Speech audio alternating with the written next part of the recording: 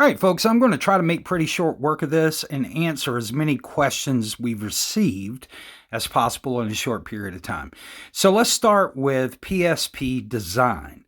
All right, so what's different about the design of PSP versus Gobbledygook? That's been a big question. So Gobbledygook was primarily a group of polymers mixed with ink tints that built transparency and diffusion enough to where it would provide transmission, which is one of the three things that light does. It gets absorbed, it gets reflected, or it gets transmitted. That transmission provided additional ALR properties, or provided ALR properties to help even lighter screens stand up longer in light. PSP is a little different. Now, it is made from scratch. When I say made from scratch, what we do is we use a very thin binder.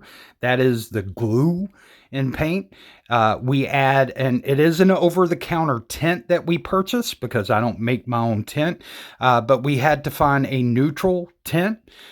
So we work with our friends at Sherwin-Williams, and they provided us some options for neutral tints, and we grabbed a couple of those, did some tests with them, and found the one that fit best for us.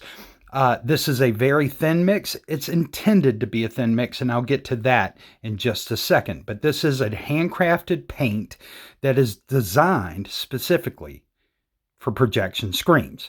So let's get into that next.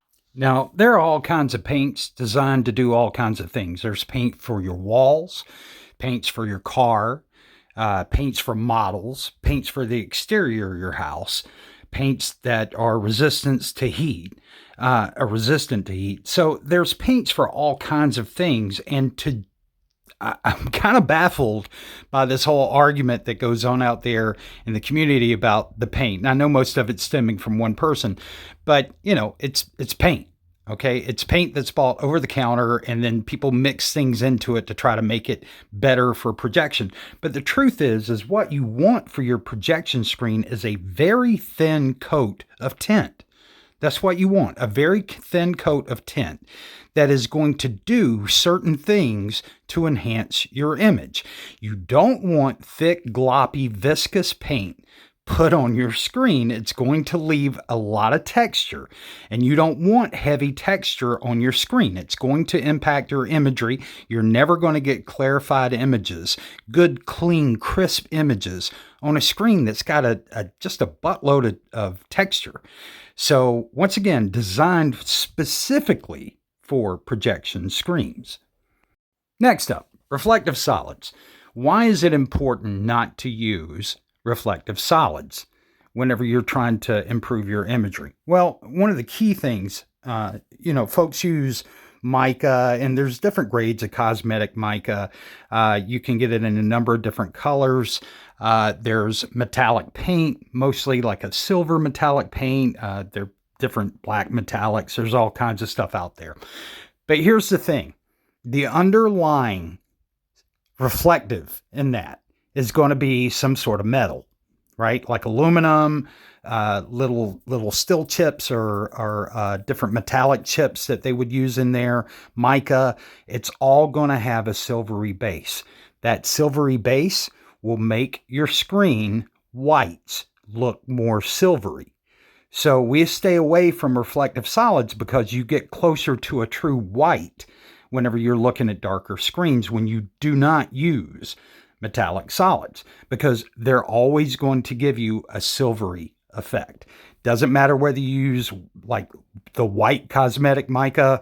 Once you mix that white cosmetic mica into any kind of formula and start to stir it up, all that white tint's going to go away, and you're left once again with those silvery reflective particles. All right, next up, we got neutral imagery. Now, why is that important? I know that many of you have probably seen discussions about this, but especially when you're dealing with paints, whether you know you're doing it or you don't know you're doing it because you just bought a paint that looked nice to you over the counter, you have a number of paints that are actually tertiary. And what that means is they use a whole bunch of different colors to mix up to make a gray or to come to something that comes to a black, but they won't be true. In other words, they won't be neutral. Your blacks may pull sort of a brown kind of color. Your grays may pull anywhere in the bluish green hue, anywhere in that color spectrum. They can shift back and forth. You can also see, I've seen, like with the Network Gray 773, it pulls kind of a manila color. Once again, a tertiary. I talked to the guys at Sherwin-Williams, not meant for projection screens, not a good product for projection screens. Regardless of what anybody out there says, it's a tertiary. You're never going to get a good neutral color image. You'll never get close to full color accuracy. So it's very important that whenever you're looking for things to put into a paint, that you make sure it's not something that's going to skew your colors. It's not going to pull blues, heavy blues, purples, aquas, any of that kind of stuff. And lastly, a more simple application. The PSP line will require generally 2 applications, 2 coats.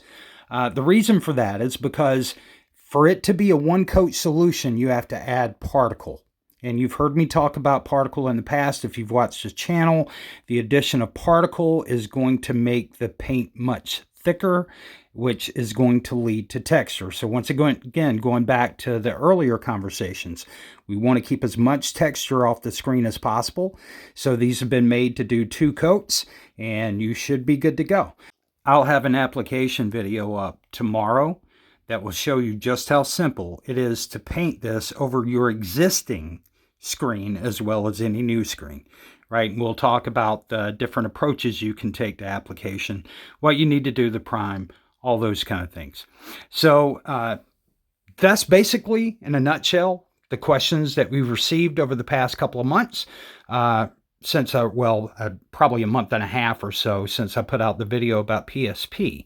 I would also tell you that I decided that Ken Bird was right, and I needed to do a test video. And I needed to put a test site on page on my site. So I did that. Feel free to go and amuse yourself and see my test site page, and you'll understand why Ken was a little angry in his last video.